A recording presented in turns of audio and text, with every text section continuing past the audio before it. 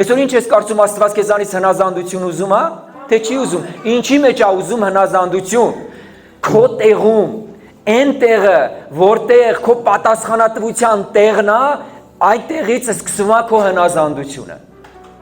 Գիտեք, որ ասում են հնազանդություն, մենակ քույրիկներին չեն ասում, քուրեր ջան, հնազանդ եղեք տղամարդկանց, չէ։ Նրա մասին դուք գիտեք ավետարանից, ես դրա մասին չեմ ասում։ Այնտեղից, որտեղից սկսվում է քո պատասխանատվությունը, այնտեղից սկսվում է քո հնազանդությունը։ Ամեն ինչի մեջ քո հնազանդությունը պիտի լինի։ Գիտեք, շատերը մտածում են այդ հնազանդությունը խեղճությունն է, որ գլուխդ կախում ես, չգիտեմ, ինչ-որ մի բան։ Չէ, դա չի, հնազանդությունը։ Դա մի հատ ճշմարիտ զոհ է Աստծո առաջ։ Ես հնազանդում եմ, որտեղ իմ Աստվածը տենց է ասել։ Ես հնազանդում եմ խոսքին, որտեղ իմ Տերն էս է ասել։ Ես անում եմ դա,